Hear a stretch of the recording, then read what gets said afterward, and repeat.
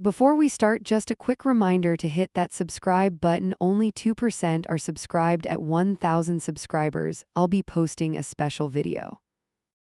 I wrapped my arms around my ex and felt someone watching. My name is Claire and I was 34 that day. Our daughter squealed between us and tugged my hair with sticky hands. Over her shoulder, I saw Anna freeze by the snack table. She did not move, yet her jaw flexed like she was chewing glass. Her fingers tightened around a plastic cup and the drink almost spilled. I felt Jake stiffen and start to pull back from my hug.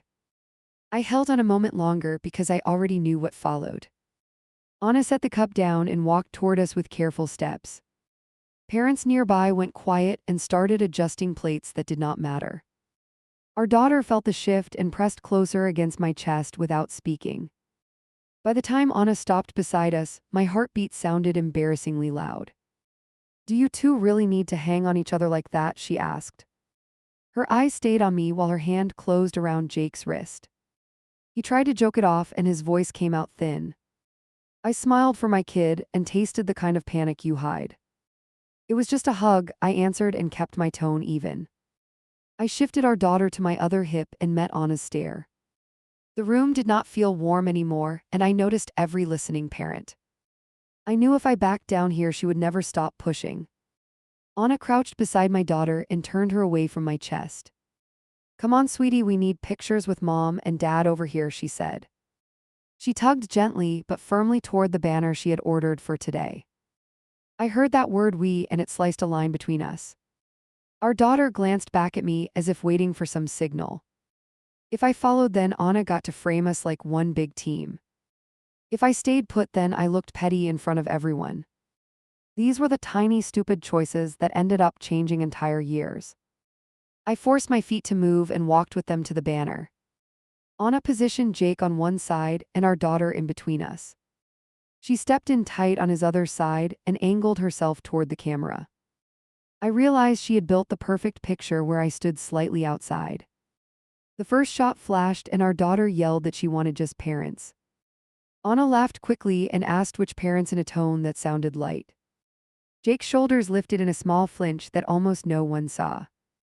I pretended to fuss with the party hat because answering felt like stepping into a trap. "How about one with all four of us first?" Jake suggested after a pause. He reached for my elbow like he always did when smoothing conflict. Anna's smile stayed in place, yet her hand dropped from his back. She moved aside just enough to show she was doing everyone a favor. We squeezed together again, and I could feel her holding her breath. The photographer counted down, and every number sounded like a warning bell. I knew these pictures would outlive this moment and sit on refrigerators. Later, they would tell very different stories depending on who pointed at them.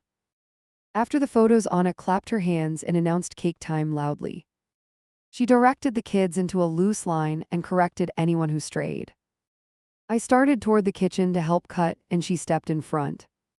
"I have it handled, Claire, you mingle," she said with that careful smile. The way she stressed my name felt like a security badge she wanted revoked. I stopped and let her walk past me carrying the big knife. Parents laughed about work while I watched her lean close to Jake talking. Every time I moved his way, some new task appeared in my path. One mom asked where we bought the decorations, and I barely followed the words. Behind her, Anna was whispering something to Jake, and his face darkened. He looked at me, then down at his phone as a distraction. I knew whatever she planted would not stay small for long.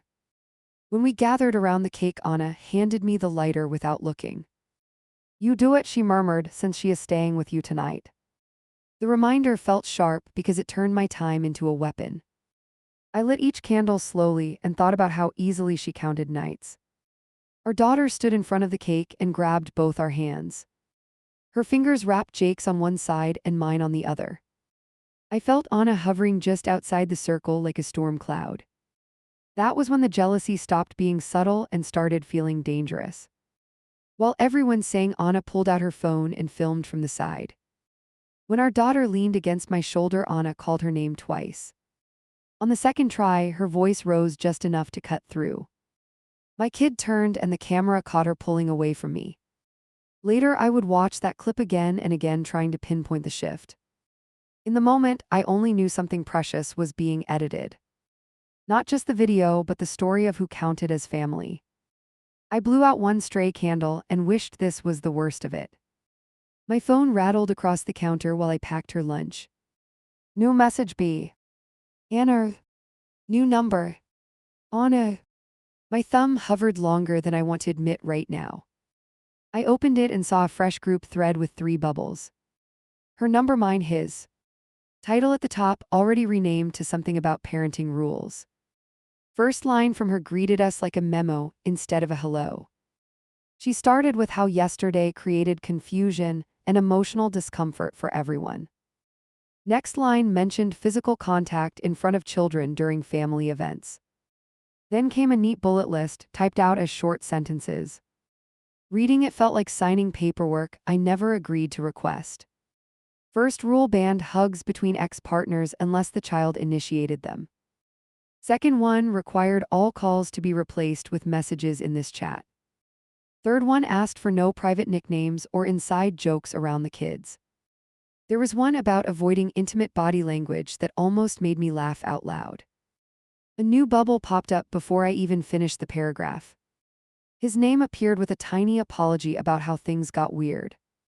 He added that structure might be good so nobody misread intentions. I could almost hear him smoothing his tone while typing those lines. I watched the dots appear again under his name, then vanish twice. He was editing himself in real time, probably glancing across their kitchen. I imagined her watching him compose every word carefully for us. The thought made my fingers tighten around the counter edge. I replied with something short and polite so I would not explode. I wrote that I wanted everything calm for our girl. I added that clear plans were fine as long as they stayed reasonable. My finger hovered above send because part of me wanted to push back. Another notification jumped in before I made up my mind about tone. Anna thanked us for valuing boundaries like we had all voted. She suggested we keep every schedule change visible here for accountability. That word sat heavy in my chest like a quiet accusation. I hit send on my softer message anyway and hated myself instantly. Agreeing even halfway felt like handing her a signed blank page. But I also pictured a courtroom every time I breathed lately. Fear can dress itself up as cooperation faster than pride does. That afternoon, he pulled into my driveway right on schedule for pickup. He stayed inside the car and waved for our daughter instead of knocking. I walked her out still in my work clothes, already tired. The engine idled while Anna stared straight ahead through the windshield. Our girl ran to his side and climbed into the back seat. He leaned over to buckle her, smiling with that guilty softness. I stepped closer to his window and he cracked it halfway down. That tiny gap between us felt like more than just glass. "We good with earlier?" I asked, keeping my voice light on purpose. He looked toward the passenger side first, a quick nervous glance. "We just need things clear for everyone," came out quiet and practiced. His fingers drummed the steering wheel, although he never did that before. I wanted to joke about the new policy on human touch. Instead, I asked if he was okay with limiting calls like that. "We can still talk here," he pointed to his phone in the holder. The way he avoided my eyes said everything about whose rule it really was. Our daughter shouted that they were late for a movie night. He seized on that excuse and promised to text about the weekend later. As they pulled away, Anna finally turned her head toward me. She lifted 2 fingers from her lap in a tiny stiff wave. That evening, I ignored the group chat for as long as possible. I helped with homework, washed dishes, went through bedtime routine. Every little vibration from the counter made my shoulders lock. Ignoring messages never feels neutral once lawyers exist in your imagination. When I finally checked, a string of updates already waited. Anna listed doctor appointments, school events, and suggested balanced time allocations. She color-coded days with emojis, building a calendar inside my phone. I realized she planned to manage our entire week without my input. I answered only the parts that needed direct confirmation and skipped commentary. Yes for the school meeting, no for switching our midweek night. She responded with a polite note about consistency being critical for child development. I could almost see a highlighted article sitting open beside her. An hour later, my screen lit again, this time with his direct number. He slipped out of the shared thread and tried a private message. "Can I call for a minute?" appeared like a small truce flag. I stared at it, thinking about boundary rule number 2. I hit call instead of writing back and listened to it ring. On the second ring, it cut off, replaced by another group notification. Anna had just reminded everyone to keep communication inside the shared space. The timing told me exactly who looked at his phone first. A few seconds later, his name popped up in C. To the group with excuses. He mentioned low battery, busy evening, moving fast. Then he wrote that phone calls might cause misunderstandings from now on. Reading that line stung worse than anything she had typed herself. I answered with one short question because I wanted him cornered. "Are we not allowed to speak one-on-one anymore?" Dots appeared, lingered, disappeared like he was pacing inside his own replies. When his answer arrived, it blamed confusion and fairness for everyone involved. I put my device face down and walked circles through the living room. Every new beep felt like someone knocking on a locked door. I kept thinking about how quickly she claimed the role of referee. I wondered how long it would take before she aimed higher than rules. Later that night, another message appeared from a number I did not recognize. No group title, no shared thread, just her reaching me directly. She thanked me for cooperating so far, then mentioned emotional boundaries again. The tone sounded almost friendly, which made it even more unnerving. Then came the line that hooked straight into my fear center. She wrote that judges appreciate responsible parents who respect new partner roles. Next line mentioned how unstable dynamics sometimes influence custody evaluations. I read those sentences twice and felt my throat go dry. I did not answer that one, at least not immediately. Instead, I took screenshots and saved them in a private folder. Not to use yet, just to remind myself I was not imagining this. Somewhere between those lines, she had shifted from nervous to strategic. My daughter's teacher called while I was swallowing cold coffee. Her first words were not hello, they were "she is really upset." My stomach lurched before I even knew the reason. I grabbed my keys and walked out without answering anyone. At the school office, my kid sat in a chair, swinging her feet. Her eyes were red and she twisted the strap on her backpack. The teacher watched me kneel, lips pressed tight like she already chose sides. "She mentioned a judge and losing you," the teacher murmured, barely above a whisper. I crouched close and brushed hair from my daughter's face. "Tell me what you heard," I asked, keeping my tone calm. She sniffed and stared at the floor like it might crack. "Anna said grown-ups can change where kids live if moms act crazy." The word crazy sliced through any fake calm I had left. My daughter rushed on, afraid I might disappear mid-sentence. "She said if you keep stressing Daddy, a judge might move me." Her fingers dug into my arm, waiting for me to promise safety. I told her nobody was taking her anywhere, my voice very steady. Inside, I saw courtrooms, clipboards, strangers reading messages out loud. I pulled her into a tight hug while the teacher looked away. That was the moment fear turned from vague threat into daily companion. On the drive home, my phone buzzed against the console over and over. I ignored it until my daughter sang along with the radio again. When I finally checked at a long light, the group chat glared back. Anna wanted to know why our child came home distressed from school. I typed fast before I could soften it. She repeated something about judges moving her because I act crazy. I added that this did not sound like a misunderstanding. My thumbs trembled not from nerves, from anger held in place. Anna answered quickly, which told me she had waited for this. She wrote that our daughter overheard private relationship talk between adults. She claimed the word crazy described old conflict, not present behavior. Then she added a line about children twisting things when unsettled. He joined a minute later with his usual smoothing attempt. "Let's all be careful what we discuss where she can hear."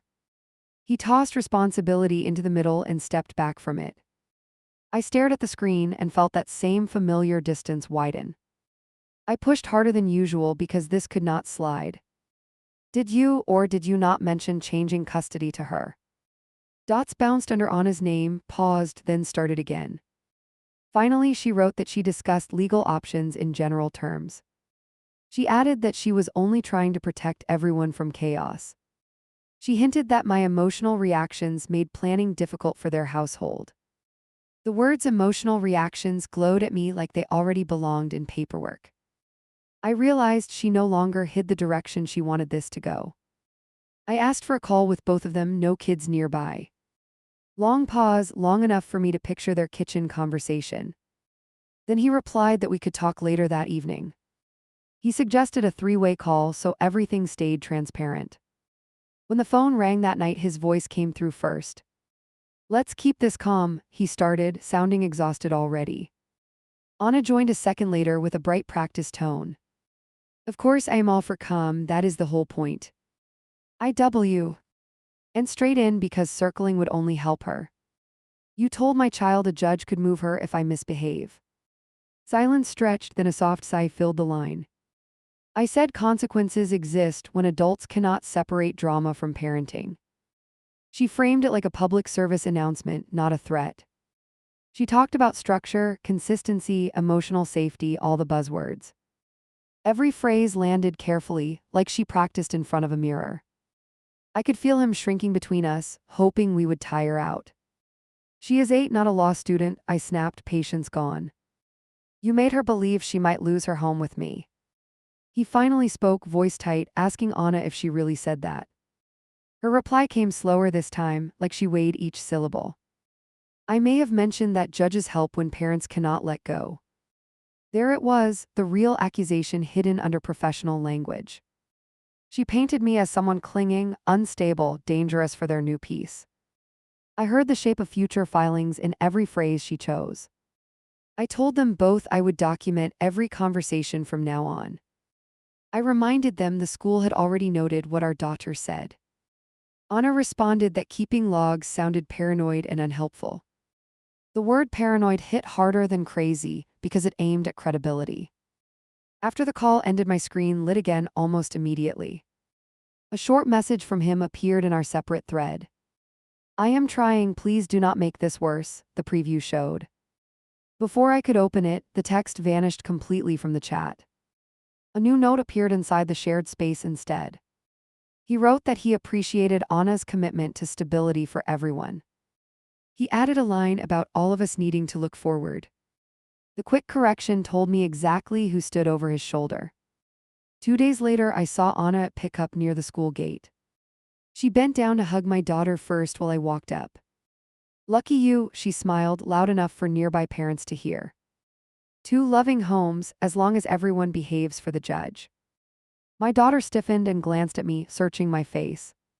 I swallowed every insult clawing at my throat. If I exploded here, I gave her the scene she wanted. Instead, I touched my kid's shoulder and suggested we grab ice cream.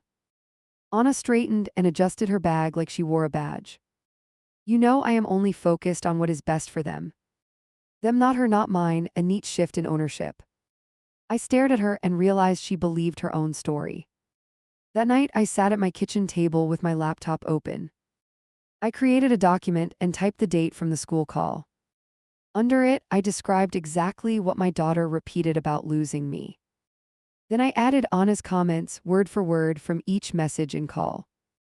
I logged the playground remark, the private text about judges liking structure. I copied screenshots into a separate folder on a small drive.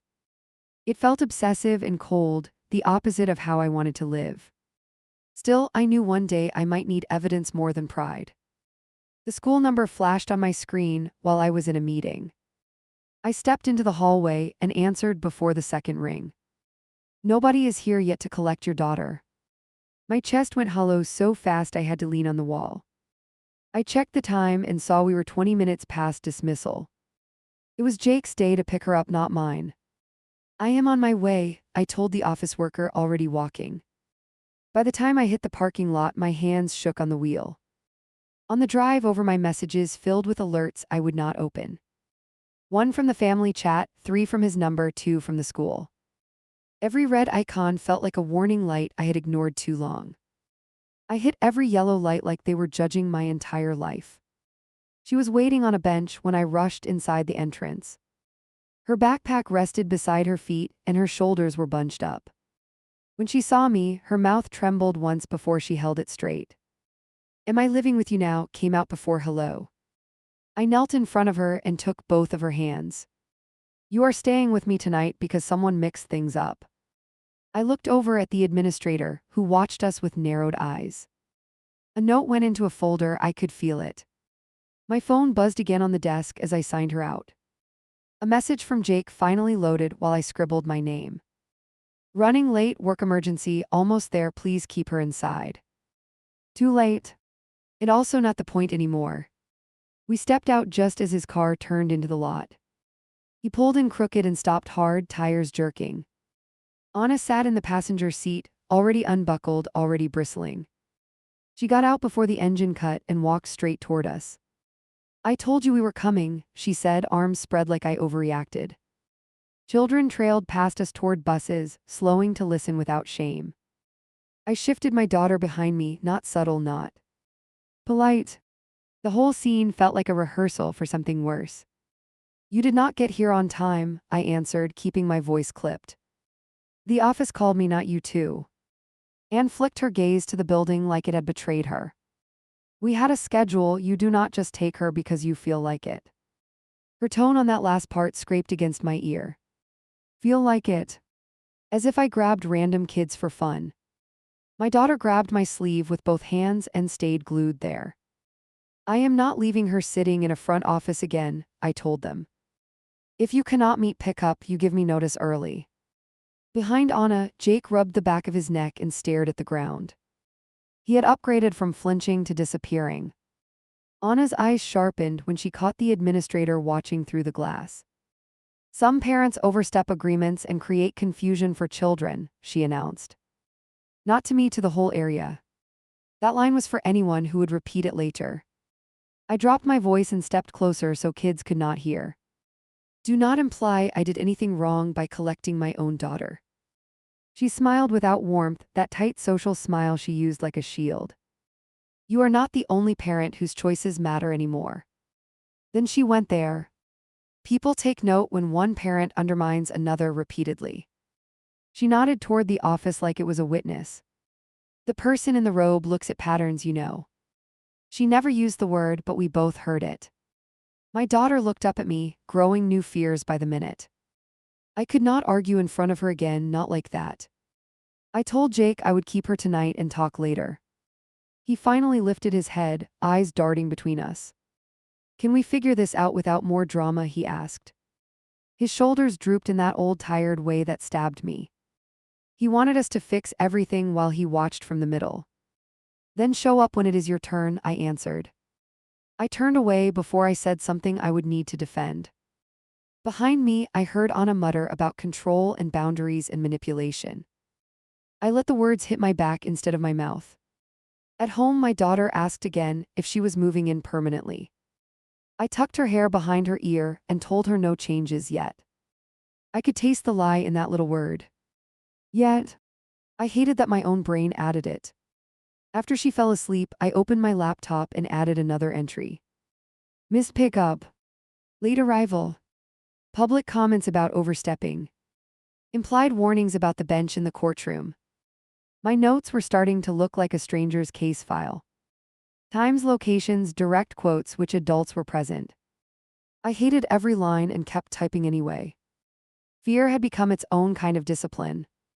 An email pinged while I was still writing. Not from them, from a friend who knew a family lawyer. "You do not have to wait for someone to file first," her message said. My fingers hovered above the keyboard longer than I wanted to admit. I booked a consultation for the next week and almost canceled twice. Walking into that office felt like admitting we were past repair. The receptionist offered water. I shook my head and clutched my folder. By the time the attorney walked in, my nails had half moons. He flipped through the printouts without much expression on his face. "When did you start documenting?" he asked, tapping one page. I told him about the playground comment and the school phone call. Saying it out loud made the whole mess sound both worse and clearer. He read the messages from Anna about official options and mental stability. He slowed down when he hit the line about children twisting things.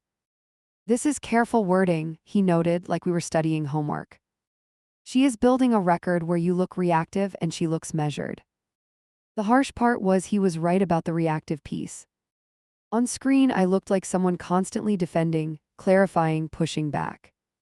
She looked like one steady voice urging peace, order, routine. Context never fits neatly into screenshots. He told me two things that stuck. First, that my cooperation so far actually helped my credibility. Second, that my closeness with my ex would absolutely be spun against me. Romantic ambiguity is dangerous in blended setups, he said flatly. I flinched when he used those last two words. Romantic ambiguity. We had just called it friendship because it felt kinder. In a hearing, it would look like unfinished business and blurred lines. So what do? I asked, feeling 15 again instead of grown. He folded his hands and looked straight at me. You start treating him like a colleague at a job you love. Respectful, distant, focused on the shared project, nothing more. The shared project. Our kid. Not him. Not the history I still missed on bad nights. He suggested firm written exchanges, limited personal chit-chat, clear transitions. He warned me not to engage with bait, even the subtle K. And people who crave control often provoke then point at the reaction. That sentence replayed in my head for months. On my way out, he handed the folder back across the desk. You are not required to explode to defend yourself, he added. You are actually safer when you do not. He said it like it was obvious, but it felt like news. That weekend, I put his advice under a microscope during drop-off. Jake parked in front of my place and walked up alone this time. No Anna shadow behind him, which already felt like a trick. He shoved his hands into his pockets and glanced at the flower bed. I heard about the lawyer, he started, almost joking, almost accusing. News travels, I answered, keeping my voice flat but not cruel. His head snapped up a little at my tone. Maybe he expected tears, not restraint. I just do not want things to blow up, he went on. He stepped closer like we used to when it was only us. My muscles wanted to lean back in automatically. Instead, I folded my arms and let him feel the space. Then stop letting her talk about judges to our kid, I replied. And show up when you say you will. He scratched his jaw and looked down at the steps between us. I am trying to keep peace at home too, came out barely audible. There it was. His other battlefield. Someone else threatening upheaval if he did not comply. He was juggling grenades and hoping nobody noticed who handed them over. Your partner's discomfort is not my responsibility, I told him. My obligation is to our daughter's emotional safety, not to Anna's insecurity. The words tasted harsh and honest and overdue. He winced, but he heard me. Before he left, he hesitated like he wanted to hug me again. Old habit. Old comfort. I stepped back and reached for the doorknob instead. His eyes flicked to the movement, and his shoulders dropped a notch. Guess the lawyer told you to do that, he muttered with a weak laugh. Guess your girlfriend forced me to, I answered, half truth, half sting. We both knew which influence hit harder. 2 nights later, the first altered screenshot landed in my inbox. It came from his address with no greeting, just an attachment. Inside was a cropped image of our earlier chat from months back. At the top, my sentence glared alone. I miss when talking to you felt easy. That was all the frame showed, one single floating confession. The part where I wrote about schedules and routines was gone. Someone had cut the rest away like it never existed. My chest heated before my brain caught up. Another image came through while I stared at the first. This one showed me typing, "You are still the person I rely on most." The line about co-parenting locked out of sight. A final message followed those images. Can you see how that looks? His text read. She found these while we were organizing. She is really hurt. I laughed once, sharp and disbelieving, alone in my kitchen. I scrolled back in my own phone, pulled up the full exchange. There it was, the rest of it, my actual meaning. I snapped my own screenshots, whole, uncut, painfully ordinary. Then I called him before I could talk myself out of it. He answered on the 4th ring, voice already defensive. I cannot keep being in the middle of you two, he blurted. Then stop letting her slice my words to fit her story, I replied. Look at the entire conversation, not her version. I could hear muffled noise in the background and guessed she was nearby. I saw both, he insisted, more tired than angry. But you write things that look intimate when you crop them wrong. That was the moment I realized how far behind I was. You know I meant as parents, I said, forcing each word steady.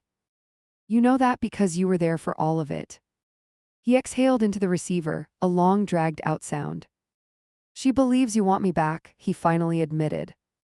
There it was, naked, no legal wording, no polite disguise. Her jealousy had a clear name and a target. She was not just afraid of chaos for the kids. She was afraid of losing him to a previous version of his life. I could have argued about whether she was right to worry. Once maybe, if we had not broken so fully. But that ship was rust by now, not even wood. The only thing left floating between us was our daughter. I am not trying to rebuild anything romantic, I told him. But I will not pretend we never cared about each other. That history does not vanish because she is uncomfortable. My throat burned from keeping my volume controlled. Silence stretched again, filled with everything we would never fix. Can you just tone it down in messages? He asked eventually. Keep it strictly about her, nothing that can be misread. He was not just asking, he was begging for his household to stop burning. I could have said no and watched them implode. I could have kept fighting on both fronts until everyone broke. Instead, I chose the thing my attorney described and I hated. Parallel tracks, less warmth, more distance. I will keep it factual going forward, I answered. You get logistics, school notes, health updates, nothing extra. My chest ached even while my head agreed. Stepping back felt like cutting off my own arm to stop bleeding. After we hung up, another notification popped up almost instantly. This time from Anna directly, no group header above it. Thank you for finally respecting our relationship, she wrote in neat sentences. Then a second line. It is inappropriate to be emotionally close to someone else's partner. That phrasing, someone else's partner, hit like a door slamming. She had rewritten his place in my life entirely in one clause. I knew if I argued, she would paste it into a new folder. I typed 3 different replies and erased all of them. In the end, I sent nothing at all. No fight, no justification, no explanation about history. I chose silence, which was new for me. Later, lying awake, I realized something ugly. For years, I had been clinging to our friendly rhythm as proof. Proof that our marriage had not been a total disaster, proof that we were good. Letting go of that rhythm felt like admitting I had lost him twice. That night, I decided on one quiet rule for myself. If interaction did not directly help our daughter, I would not do it. No casual calls, no stories about my day, no nostalgia. I would become someone she could not paint as a romantic rival. I wish I could tell you everything eased up after that choice. It did not. Her jealousy did not vanish just because I starved it. If anything, starving it forced it to look for new fuel. My daughter walked in, dropped her backpack, and locked herself in the bathroom. No greeting. No snack request. Just the click of the door and running water. My chest tightened because I already knew this was not about school. I leaned against the hallway wall and waited for the handle. You good in there? I called, trying to sound casual. The faucet shut off, then silence stretched way too long. When the door opened, her eyes were wet and furious. I am not supposed to tell you stuff from their house. She blurted it like it had been burning her tongue all day. Her hands twisted in the front of her shirt, knuckles pale. Somewhere in the back of my mind, I heard Anna's voice. I knelt to meet her face and kept my tone steady on purpose. Who said that to you? My kid looked at the ceiling like the answer might disappear up there. She explained it, my daughter muttered, or the judge will think you stir drama. There was that robed stranger again, living rent-free in my living room. I swallowed and tried not to show how much that line rattled me. What kind of stuff are you not supposed to share? She hesitated, then glanced toward the front door like someone might burst in. Like when they argue, she whispered, or when he sleeps on the couch. That hit me sideways, sharp and unexpected. I had not asked about their arguments I never once dug. Anna was fighting ghosts she created herself and dragging my kid through it. I told my daughter she could always tell me anything about her day. I said no grown-up was allowed to make secrets about her safety. My voice shook once, just enough for her eyes to widen. That flicker of fear in her face stopped me cold. If I pushed harder, I proved every story Anna spun about me. If I backed off, I left my child carrying their household tension alone. Both options felt rotten, but one could cost me more later. I changed the subject and hated myself while I did it. After homework, my phone chimed with a new group notification. Anna had typed out a cheerful paragraph about updating our shared understanding. She wrote that our daughter felt overwhelmed by adult emotional discussions. She recommended we avoid asking questions about each other's homes altogether. I read it twice before replying because every sentence hit a barb. The message painted me as someone interrogating our child for gossip. It framed her as the calm guardian of boundaries and peace. I could see how that would look printed on official letterhead. I messaged back that I agreed we should never make our kids spy. Then I added one pointed line about not mentioning court to her. Dots appeared under Anna's name, then stopped, then started again. Her answer finally arrived with a polite reminder to watch my tone. Written words can be interpreted many ways, she wrote, very smooth. Let's not create transcripts that sound hostile. The word transcripts made the hairs on my arms stand up. She was not just thinking about future readers, she was writing for them. A few days later, another small shift landed in the thread. Anna suggested swapping 2 overnights because the girls miss each other more. She added a smiley face after that part, like it softened the move. She finished with, of course, only if everyone feels comfortable. It was a clever pitch. She invoked sister bonding, which hit a soft place in me. I wanted my daughter to love her sibling freely, without politics. But I also saw the math behind the emoji. I answered that changes needed discussion, not casual swaps every week. We have a pattern for a reason, I wrote, keeping it neutral. Jake chimed in fast, supporting the adjustment if our daughter wanted it. He leaned on her supposed preference like a shield. That night I asked my kid how she felt about sleeping there more. She traced circles on her blanket and refused to meet my eyes. I like seeing her, she murmured, meaning the baby. But I do not like when grown-ups whisper after lights out. My stomach flipped. What whispering? She chewed her lip and spoke into the pillow instead. They talk about you like you are going to ruin everything. So the extra nights were not just about siblings. They were about shaping the story she heard while half asleep. More time there meant more late conversations drifting through vents. More chances to load her little brain with worry she could not carry. I went back to my notes after she slept and added fresh lines. New rule about secrecy. New request to shift nights. New comment about me destroying their world.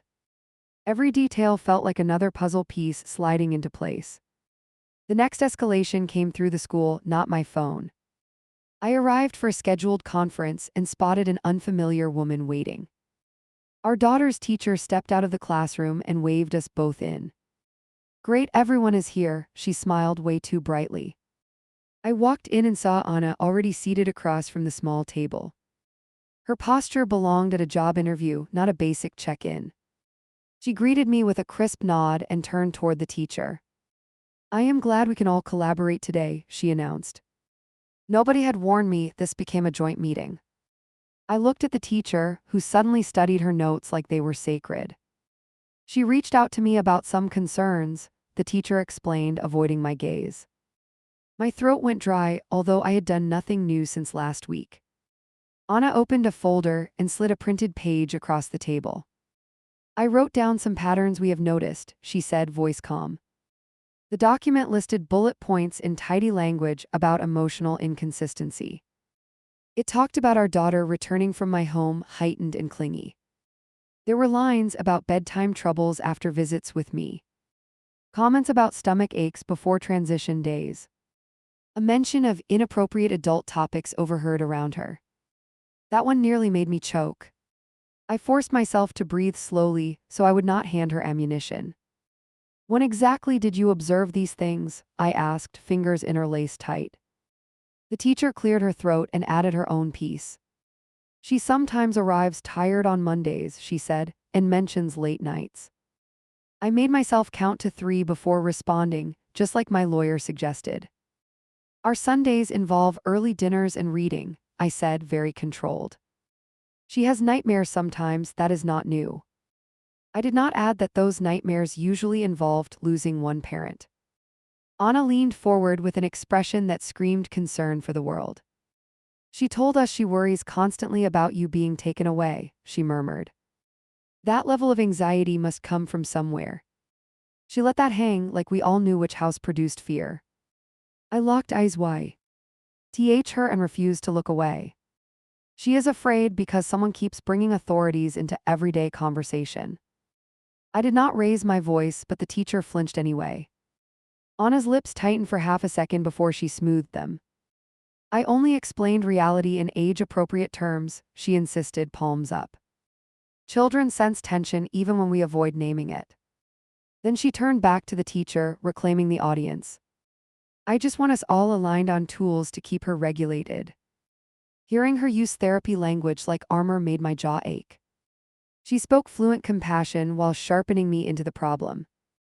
In that moment, I understood something painful. I was no longer just an ex, I was her favorite cautionary tale.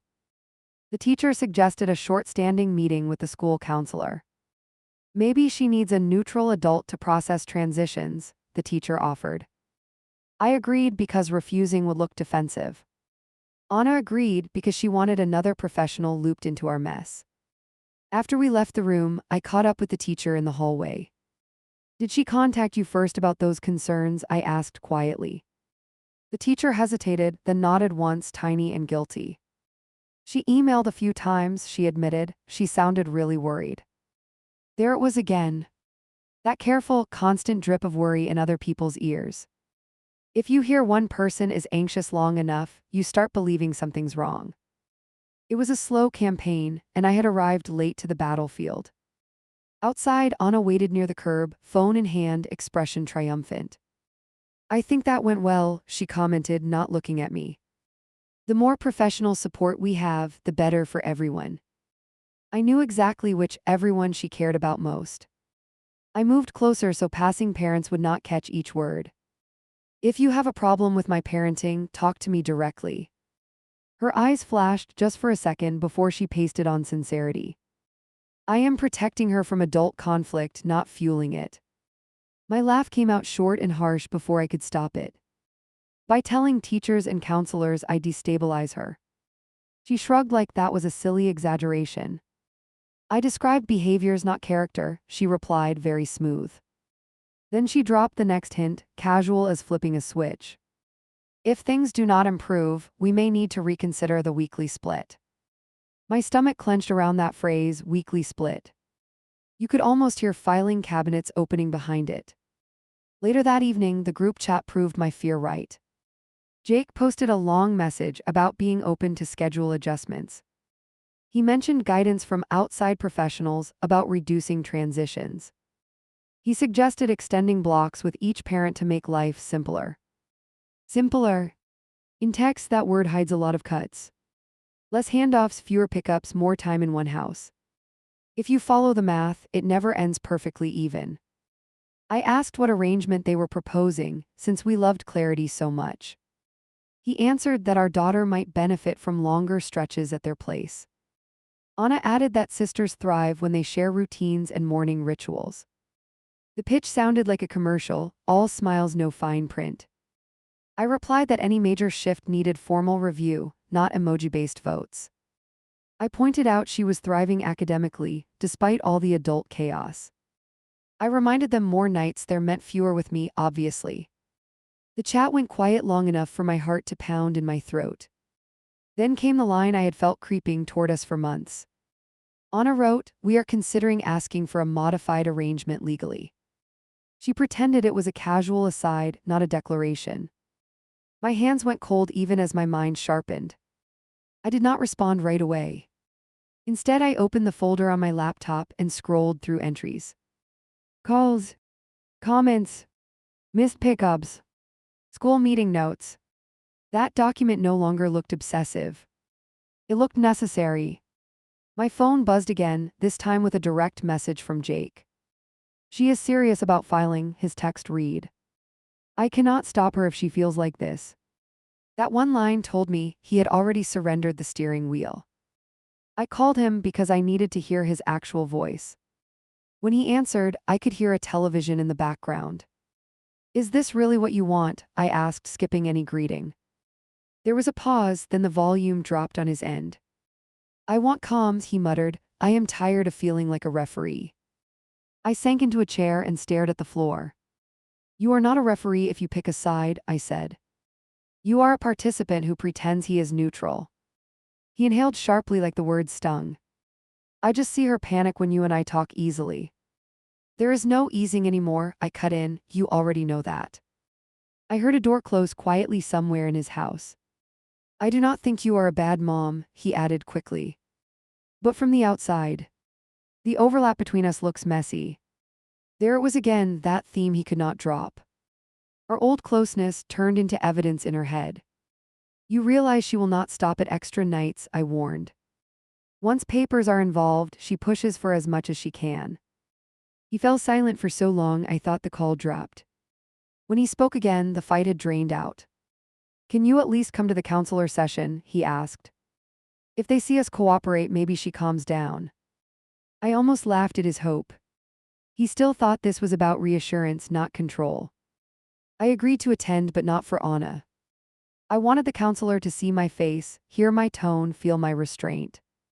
I wanted someone in that building who could testify I was not a storm. I wanted one neutral adult who had met all three of us. The session day came faster than I expected. Our daughter sat between us on a chair in the counselor's office. She kept one foot on my shoe and one on his. Her body literally split the difference. The counselor asked open questions about transitions and feelings. My kid answered in bursts, glancing back and forth for reactions. I get nervous when people fight about me, she confessed quietly. I think if I mess up, someone will move me. The counselor frowned at that last part. Move you where? My daughter looked down at her hands. To just one house and not tell me first. My gut twisted hearing that fear in her own words. The counselor turned to us, expression serious. Who has discussed moving her? She asked, scanning our faces. I did not look away this time. She has heard repeated references to judges changing where she lives. I kept my voice calm, crisp, precise. It has never come from me. I let the silence after that sentence work in my favor. Anna shifted in her chair and crossed her legs. I only answered her questions honestly, she began. Young kids sense when something might change, hiding it breeds insecurity. The counselor's gaze stayed on her, unblinking. There is a difference between honesty and introducing possibilities unprompted, the counselor noted. Especially about residence changes, those can feel like threats. For the first time in a long while, I watched Anna lose footing. Her smile wobbled at the edges. After the session, my daughter went back to class with a hall pass. The counselor asked to keep us a moment longer.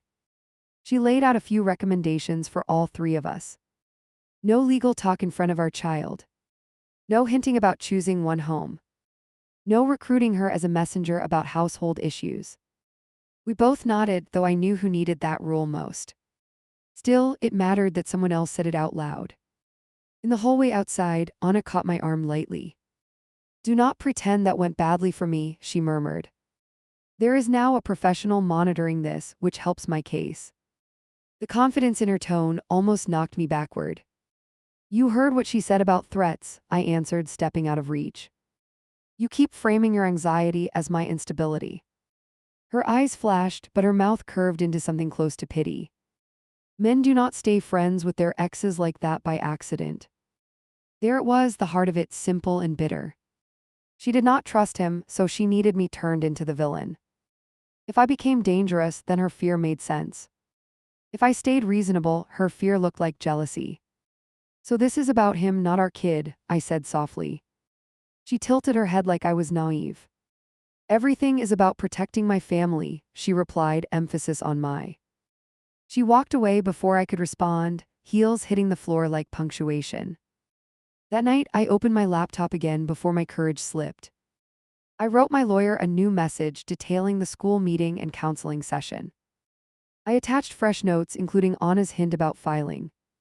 I ended with one line I never thought I would type. I am ready to stop reacting and start filing first. My finger hovered over send while my heart pounded in my ears. On the counter nearby, my phone buzzed with another group notification. For once, I let it buzz and clicked send instead. I signed the stack of papers without letting my hand tremble. My lawyer watched my pen move, then flipped each page toward me. Petition for custody modification. Petition for communication order. Petition for restrictions on involving the child in adult disputes. Seeing my own name on top still punched me in the gut. This was not the fantasy version where everyone matured on their own. This was ink and dates and case numbers and consequences. You do not come back from starting something like this softly. Once these are filed, there is no more casual negotiating, he reminded. You are asking the court to step between you and them. I nodded because that had already happened in practice anyway. At least now there would be rules, not just whoever talked loudest. He outlined the requests on more time so I could not claim surprise later. Keep the schedule stable, with both homes recognized as equal. Ban direct legal talk around our child from any adult involved. Limit step-parent authority in decisions, clarify actual parental roles formally. We were not asking to erase Anna from our kid's life. We were asking to stop her from grabbing the steering wheel. That difference mattered to me, even if it broke their household open. I reminded myself of that as I handed the signed pages back. 2 days later, my phone lit with a message from an unknown number. Process server. He wanted to confirm Jake's usual location during the week. Seeing it written as a practical question made my stomach lurch. I answered with his work address and hit send before guilt could stall me. Serving at home meant drama in front of kids or neighbors or both. Serving at work meant embarrassment in a lobby. Either way, someone would blame me. The next evening, my phone almost buzzed off the table. First came a private text from Jake. What did you do? No greeting, just that line, each word spaced like its own accusation. I stared at it without opening for a full minute. When I finally tapped, more waited below that first shot. You blindsided me at my job. She found out from a stranger in a cheap suit. How could you go that far? Every sentence hammered the same idea. I had crossed some invisible loyalty line by going official before them. I took a breath and typed slower than my anger wanted. I exercised my rights because you both kept waving court at me. He responded almost instantly this time, which told me he was alone. We were thinking about a simple adjustment, not a full case. I could have talked Anna down if you waited. I actually laughed out loud at that part. You have not managed to talk her down from anything, I wrote. You let her call teachers before she called me. You let her mention judges to our child before you told me that. This is me choosing structure instead of more begging. Typing those lines, I felt something important click inside. The version of him I missed did not live here anymore. The person on the screen was a man chasing calm, not honesty. He wanted quiet rooms, not necessarily fair rooms. After a long gap, another notification appeared, this time from the group thread. Anna had entered the chat like a storm wearing lipstick. I understand you decided to escalate rather than cooperate, she wrote. I am deeply disappointed but not surprised. She followed with another paragraph about my supposed refusal to self-reflect. She mentioned patterns of volatility, lack of insight, unresolved attachment. Every word sounded like it rolled straight out of a textbook. She was already building her closing arguments in casual messages. I responded with exactly 3 sentences and nothing extra. A court will hear both sides, which is what you kept threatening. I will not litigate this in text. Keep communication about our daughter factual for now. Then I did something new for me. I muted the conversation for an hour and put my phone away. My heartbeat still hammered, but the silence felt almost clean. It was the first small taste of not jumping every time they snapped. The first hearing got scheduled quicker than I expected. Temporary orders, my lawyer called it, like a bandage before surgery. We would sit in front of a judge for limited time. Enough for them to sense who actually lost control and who adapted. The night before, my daughter crawled into my bed without asking. "Do I have to tell someone who I want more?" she whispered. My chest clenched so hard I had to breathe through my nose. "Nobody is allowed to ask you that," I answered firm. "But what if they do?" she pressed, eyes wide. "If someone tries, you can say you love both homes," I told her. "And that grown-ups decide schedules, not kids. Your only job is to tell the truth if anyone asks how you feel." She curled closer and grabbed my hand. "I feel like I am going to get someone in trouble," she murmured. That line hurt worse than anything Anna had ever typed. Their war had turned my 8-year-old into a tiny politician. The morning of court, my legs felt like they belonged to someone else. The hallway outside the courtroom smelled like anxiety and cheap coffee. Couples lined the benches, avoiding each other, clutching folders. We were just another file on a long list. I spotted them at the far end, standing together near a water fountain. Anna's hair was neatly pinned, not a strand out of line. She held a thin binder pressed to her chest like armor. He leaned against the wall, staring at a spot near his shoes. Our eyes met for a moment. He pushed off the wall and took a few steps my way. Anna's hand brushed his elbow lightly, just enough to halt him. He stopped mid-stride, then forced a neutral expression. "You really want to do this?" he asked when I approached anyway. I glanced at his arm, still hooked near hers. "We are already here," I answered. "We might as well tell the truth." His jaw tightened, like that word hit somewhere he did not want touched. Anna smiled with slow precision. "I hope you brought all those little notes you have been composing," she commented. "It will be interesting to see how they read aloud." Her tone made my skin crawl, but it also steadied me. "Every message is a record now," I replied. "That includes yours." Her fingers flexed around the binder edge at that reminder. For once, she did not have a rehearsed line ready.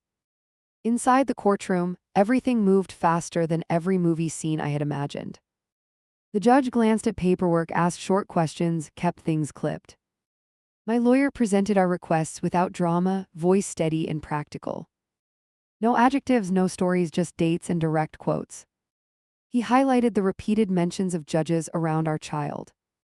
He pointed out missed pickups, surprise schedule changes, school meetings. He presented my logs not as a vendetta, but as patterns. I watched the judge's pen move at certain moments and filed that away.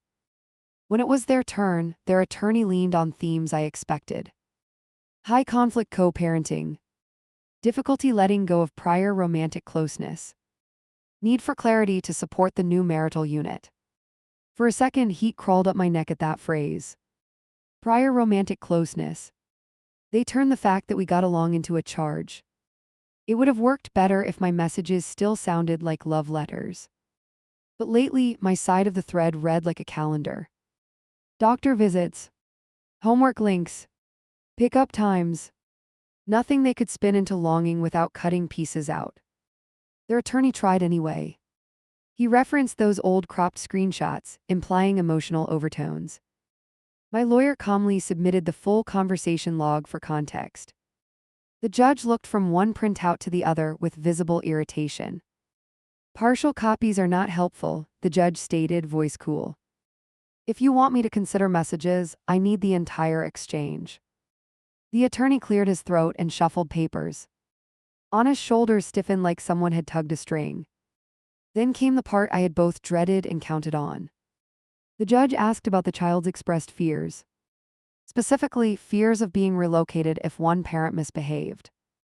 "Where did she get that idea?" the judge asked, eyes moving between us. Our attorney answered first. "From repeated statements by stepmother describing judicial authority," he explained. The judge turned his attention directly to Anna. "Did you discuss potential custody changes with this child?" he asked. Her lawyer jumped in, attempting to soften. "She responded honestly when the child asked about conflict," he said. The judge raised a hand, cutting the explanation short. "I am asking her," he clarified, gaze unwavering. Anna licked her lips and spoke carefully. I explained that grown-ups cannot always choose everything on their own. I may have mentioned court as a helper when parents cannot agree. She emphasized helper like that made it harmless. The judge leaned back slightly. You do not bring benches and robes into an 8-year-old's world, he stated. Not as leverage, not as bedtime talk, not as casual explanation. His tone was mild, but the words landed like bricks. For the first time since this started, I watched Anna's confidence crack. It was quick, just a small flicker in her eyes, but I saw it. She forced a nod, then shot a quick look at Jake. He stared straight ahead, hands locked together. The judge moved through the rest of the issues briskly. He denied their request to expand nights at their home for now. He kept the current schedule with minor tweaks for holidays only. Then he granted something I had not fully let myself hope for. He ordered all adult communication to move to a monitored app. No more casual group threads where messages vanished or got edited. Every word would be logged, time-stamped, preserved. He also barred legal talk about custody in front of our daughter from anyone. Step-parents are important, but they are not parties in this case, he added. They support, they do not direct, they do not threaten. Anna's face flushed at that last word, subtle but noticeable. She pressed her lips together and stared at the table. When it was finished, the judge looked at all three of us. I am less concerned about days on a calendar, he said. I am much more concerned about the climate around this child. Whatever unresolved feelings exist among adults must be kept away from her. Hearing that, something inside me loosened and tightened at the same time. He had quietly acknowledged what sat like a ghost between all of us. The history, the jealousy, the leftover affection, the resentment. All of it real, none of it our daughter's job. When we filed out into the hallway, nobody spoke at first. Other families brushed past, engaged in their own private disasters. We stood there in a crooked triangle, not sure who moved first. My lawyer walked away to fetch copies, leaving us in the echo. Jake broke the silence. You got what you wanted, he muttered, rubbing his temple. I studied his face, the tired lines, the guilt lines. I got what she needed, I answered, and meant it more than I expected. Anna bristled, finally snapping. You painted me like a monster, she hissed under her breath. I am the one who tucks her in half the week. Her voice shook, anger and hurt tangled so tightly you could not separate them. I believe that part. I believe she cared in her own rigid way. That was the problem, not the solution. Love without boundaries can be just as damaging as neglect. I never asked you to stop caring, I told her quietly. I asked you to stop using fear to keep control. Her eyes shone for a second, not from kindness. Easy for you to say when you had him first, she snapped. There it was, naked at last. The thing under every rule suggestion, every carefully worded email. She had been competing with a ghost version of our relationship. A highlight reel she imagined while ignoring why we divorced. You think I wanted this set up, I replied, gesturing between us. If I wanted him back, I had plenty of chances before you. I watched my words land, watched Jake flinch at the implication. Sometimes blunt truth is the only thing left that cuts through fog. He stepped forward, finally putting himself fully between us. This cannot keep circling around me, he said, voice low but firm. The court just told us where the line is. We either respect it or we ruin her life. I had never heard him sound so clear about anything. For a moment, I glimpsed the person I had once trusted completely. Only this time, the clarity was not for our marriage. It was for our daughter, nothing else. Anna exhaled hard, looked away, then back at me. I will follow the order, she said, each word clipped. But I do not trust you will stop pulling him emotionally. Her suspicion clung to every syllable, stubborn and honestly human. Instead of arguing, I took out my phone. Right there in the hallway, I opened the new court-mandated app. I created a fresh group channel labeled only with our daughter's name. No emojis, no nicknames, just the reality of why we shared any space. We talk there from now on, I told them. Logistics only, counselor updates, school news. No opinions about each other, no relationship dissecting. If I slip, you can screenshot it and walk right back in there. My own suggestion startled Jake into a short laugh. You are really done, huh? He said, half amazed. I met his eyes and let him see the answer clearly. Yeah, I replied, I am finally done needing you to like me. That was the real shift. Not the court order, not the app, not the lecture. I had spent years trying to prove I was the reasonable one. I was tired of auditioning for a role I already had by living it. Weeks after that day, life did not suddenly turn soft. There were still tense exchanges, short messages with sharp edges. Anna still watched me closely at handoffs, measuring tiny things. But she stopped mentioning judges, stopped hinting about moving my child. Our daughter noticed the difference before I did. Handoffs got quicker, less loaded, less whispery. She no longer asked who would win after big conversations. She went back to complaining about vegetables, not custody. One evening, during a quiet pickup, she ran to Jake's car laughing. She pulled his arm and mine at the same time. Take a picture of us, she urged, grinning. Both my parents together like a team. Old me would have leaned in, grasping for that familiar warmth. Old me would have seen it as proof we were still special. New me looked at the two of them, then at my child. I stepped into the frame, but I stood a little apart on purpose. We smiled as the camera clicked. No one draped an arm around anyone. No one tried to send coded messages with a hug. We were 3 adults and 1 kid, not a love triangle. Later that night, she showed me the picture on her tablet. Look, we look normal, she said proudly. I stared at our faces lined up in a row. For the first time, the image did not rip me open. Did Anna stop being jealous overnight? No. She still tensed when our daughter grabbed my hand first. She still scanned our messages for hidden meaning that was no longer there. The difference was, her jealousy had nowhere to hook itself anymore. There were no late-night chats to twist, no sentimental jokes to crop. Just schedules and soccer games and dentist appointments. Boring, necessary, exactly what our girl's life needed from us. I kept my boundaries like they were sacred, even on lonely nights.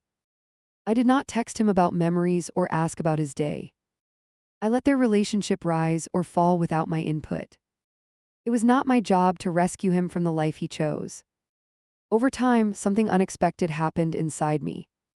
I stopped replaying our marriage in my head as proof of anything. I stopped checking his face at pickups for signs of regret. I started measuring my success by one thing only. Did our daughter go to bed feeling safe that night? If yes, then the rest of it could burn or heal or stall. She had a father who showed up, a stepmother who finally respected lines. And she had me not as the cool ex or the villain, just as the parent who stopped playing.